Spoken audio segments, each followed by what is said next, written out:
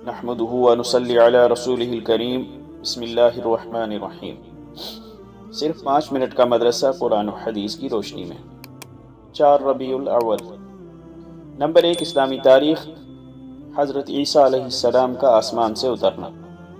حضرت عیسیٰ علیہ السلام آسمان پر زندہ ہیں۔ وہ قیامت کے قریب 2 فرشتوں کے کندھوں پر سہارا لگائے دمشق کی جامع مسجد کے مشرقی مینارے پر اتریں گے۔ لوگ آپ کو سیڑھی کے ذریعے نیچے اتاریں گے۔ فجر کی نماز حضرت مہدی رضی اللہ عنہ کے پیچھے ادا کریں گے اور صلیب کو توڑ کر شرک کی جڑ ختم کر کے عیسائیوں کے اس باطل عقیدے کی تردید کریں گے کہ عیسیٰ علیہ السلام صلیب پر چڑھ کر پوری قوم کے گناہوں کا کفارہ بن گئے ہیں۔ اس کے بعد خنزیر کو قتل کریں گے اور مسلمانوں کا لشکر لے کر دجال کو قتل کرنے کے لیے نکلیں گے۔ اس وقت دجال بیت المقدس کا گھیراؤ کیے ہوئے ہوگا اور حضرت عیسیٰ علیہ السلام کو دیکھتے ہی جان بچا کر بھاگے گا، مگر آپ اس کو بیت المقدس کے قریب باب لد پر قتل کر دیں گے اور پوری دنیا کو عدل و انصاف سے بھر دیں گے، جس کی وجہ سے مال و دولت کی کثرت ہو جائے گی۔ ظلم و ستم کا ایسا خاتمہ ہو جائے گا کہ بھیڑیا اور بکری ایک گھاٹ پر پانی پئیں گے۔ آپ شریعت محمدیہ کے مطابق زندگی گزاریں گے۔ شادی کے بعد اولاد بھی ہوگی۔ تقریباً 40 سال دنیا میں زندہ رہ کر وفات پائیں گے۔ اسلامی احکام کے مطابق تجہیز و تکفین ہوگی اور مدینہ منورہ میں حضور صلی اللہ علیہ وسلم کے پہلو میں دفن ہوں گے۔ نمبر 2، حضور صلی اللہ علیہ وسلم کا معجزہ۔ غزوہ موتہ میں شہیدوں کے متعلق خبر دینا۔ ملک شام میں موتہ نامی ایک مقام پر جنگ ہو رہی تھی۔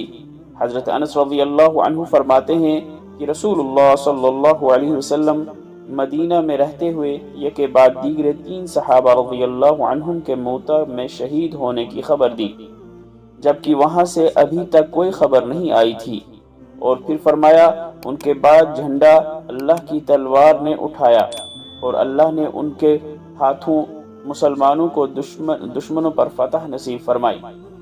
فائدہ: اللہ کی تلوار سے مراد حضرت خالد بن ولید رضی اللہ عنہ ہیں۔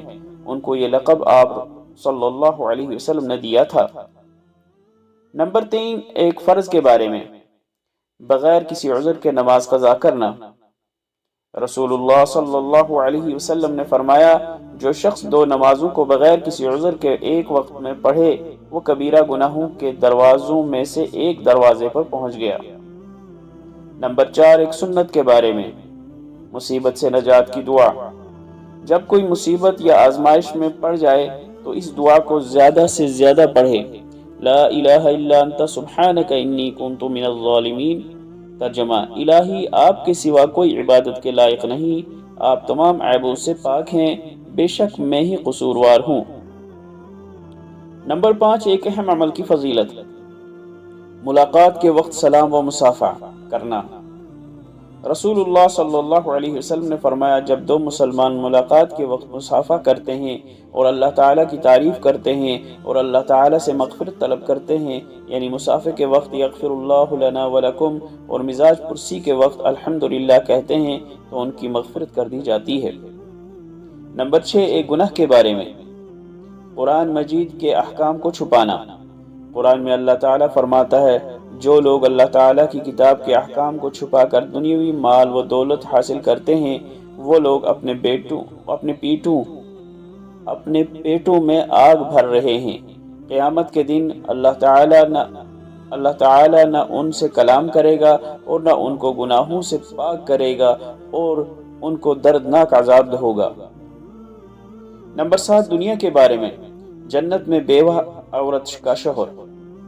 حضرت ام حبیبہ رضی اللہ عنہا نے فرمایا اے اللہ کے رسول، اگر دنیا میں کسی عورت کے 2 شوہر ہوں، پھر اس عورت کا اور اس کے دونوں شوہروں کا انتقال ہو جائے، اس کے بعد وہ عورت اور اس کے دونوں شوہر جنت میں داخل ہو جائیں تو یہ عورت دونوں میں سے کس کے لیے ہوگی؟ پہلے شوہر کے لیے ہوگی یا دوسرے کے لیے؟ چنانچہ رسول اللہ صلی اللہ علیہ وسلم نے فرمایا عورت کو اختیار ہے کہ دنیا میں جو اس کے ساتھ اچھے اخلاق دل والا ہوگا وہ جنت میں اس کا شوہر ہوگا۔ اے ام حبیبہ، اچھے اخلاق والے دنیا اور آخرت کی بھلائی لے اڑے۔ نمبر 8، آخرت کے بارے میں، دوزخ کی گہرائی۔ رسول اللہ صلی اللہ علیہ وسلم نے فرمایا، ایک پتھر کو جہنم کے کنارے سے پھینکا گیا، وہ 70 سال تک اس میں گرتا رہا مگر اس کی گہرائی تک نہ پہنچ سکا۔ نمبر 9، طب نبوی سے علاج، دعائے جبرائیل۔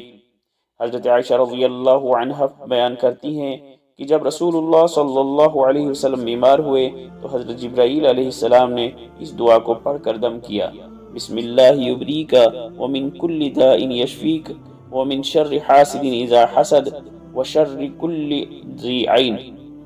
ترجمہ، اللہ تعالیٰ کے نام سے جھاڑتا ہوں، وہ تم کو اچھا کر دے اور ہر ایک بیماری سے شفا دے، اور حسد کرنے والے کے حسد سے اور بری نظر والے کی برائی سے آپ کو بچائے۔ نمبر 10، نبی صلی اللہ علیہ وسلم کی نصیحت، لوگوں کے مقام کا خیال کرو۔ حضرت عائشہ رضی اللہ عنہ فرماتی ہیں کہ ہمیں رسول اللہ صلی اللہ علیہ وسلم نے حکم دیا کہ لوگوں کے ساتھ ان کے مراتب کا لحاظ کر کے برتاؤ کیا کرو۔